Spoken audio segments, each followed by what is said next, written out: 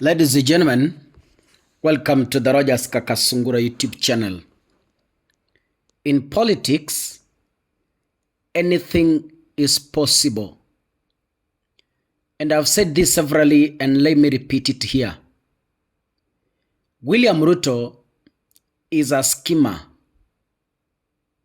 a political strategist, very malicious when it comes to strategizing political deals. The people in the opposition must be aware that William Ruto has set a trap for them, and I will explain myself. Ruto is very wise. If you think he's asleep ahead of 2027, then you are misguided. Every single day, every single night, William Ruto is scheming on how to retain another 5 years in power. And this is the strategy. He is planning things that looks normal in the eyes of Kenyans, but it's him plotting those plans. Things are happening in the Republic of Kenya where we think they are normal, genuine, and as they are. But as a political analyst, I must use a third eye to see things from a different perspective, which you might not see. That is why I'm here, to open your eyes. Let me take you through these steps. One of the pillars in politics is divide and rule. Meaning what? If I'm contesting Kakasungura and my region is Kisii, I have the numbers. Good numbers from my region. What I'll do is to make sure that my region, I'm the only candidate contesting from that area. One candidate. This will allow me to bag all the votes in one basket. Because even those who hate me watasema, huyu ni wetu, wacha tumpigie kura. I'll bag all those votes. After I have done that, I will look around and see the strongholds of my opponent. In those strongholds, I will look for money, sponsor potential candidates. In those strongholds, sponsor 3-4 candidates so that they divide those votes as I remain with my block. During voting day, I'll bag all the votes in my region, but my candidate, the opponent, will divide his votes among the people I have sponsored. That is how I will defeat them. Now someone is asking, Kaka, what do you mean? Let me tell you this. It could be a joke. And you might not accept with the opinion, but that's true. Today, the courts have ruled that the DCJ, the Deputy Chief Justice, Philomena Mwilu, erred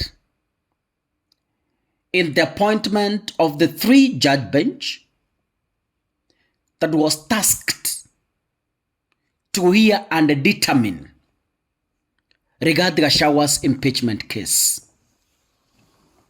You remember Gachagwa contested the decision, but he was thrown out. What is the court really telling us as a political analyst? Wewe ukiangalia.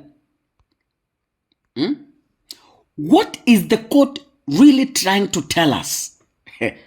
At this time, the courts are deciding that, hata kama Gachagwa walitolewa kiti, wale watu waliteuliwa kumutoa kwa kiti ambao ni majaji, waliteuliwa kinyume na sheria. So hiyo inamaanisha nini?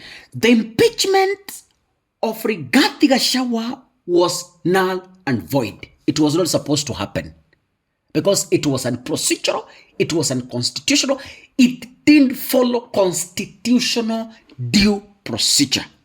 So as we speak, if powers were to be there, Rigathi should resume as a deputy president, if such powers were there. Because the courts have said the process to remove him was flawed. So it was not procedural. Where does this declaration place Gachagua? This declaration places Gachagua as a competent, clean, qualified presidential aspirant in the year 2027. Where does this place William Ruto? Munaweza fikiria hii dili iko genuine, kumbe Kasongo yuko ndani. William Ruto, it's a plan. Well calculated plan. So Gachagua has been cleared to contest in simple terms. He can't go back to office, but he has been cleared to contest in 2027. How will this affect or benefit William Ruto? The Mount Kenya region, William Ruto is making sure that the Mount Kenya region has a candidate. So that wasipigie Ruto, wapigie candidate wow. If such exists. And William Ruto will make sure that Mount Kenya region has 2 to 3 candidates. Kuna Ndindi Nyoro and the rest. So divide and rule. So kura za Mount Kenya zitagawanyika. From Kisii, Matiang'i is contesting. Lakini Ruto ameangalia kando, ametafuta Murara Kebaso, ametafuta na the former CJ David Maraga. Simamisha hao. Luo Nyanza wenda wa support William Ruto because wamesema wako na candidate. Sifuna amesema. So let's assume Luo Nyanza will also have a candidate. So Kisii has a candidate. Luo Nyanza has a candidate. Central Kenya has candidates. Wacha nirudie. Kisii will have candidates. Central Kenya will have candidates. And Ruto will make sure the Western region will also have candidates. So kura za Kisii zitagawanyika. Kura za Ujaluoni zitagawanyika. Kura za Western zitagawanyika. Kura za Central Kenya zitawanyika. Ruto amebakisha Rift Valley where he will be the only candidate. And Northeastern, ndio maana mumeona chairman wa IBC ametoka wapi? Turkana County.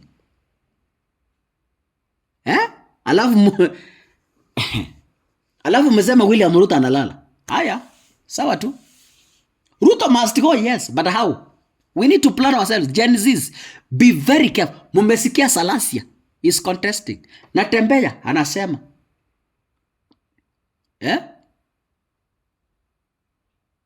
Mukisa Kitui, mumemuona juzi, ameriservice huko Wamunyoro. Yuko pia. From that region, mumesikia Okio Mutata, pia na contest. Haya. Those of you think Ruto is asleep. Northeastern, mumesikia kuna watu walitoka Kenya wakaenda kupiga kura Uganda. What stops people from Somalia to come and vote in Turkana? What stops them to cross to Mandera and vote? What stops them? Ndio maana chairman wa IBC ametoka wapi? Turkana County. If you think I'm lying, just wait and see how things will unfold. God bless you. So in the next episode, asanteni sana.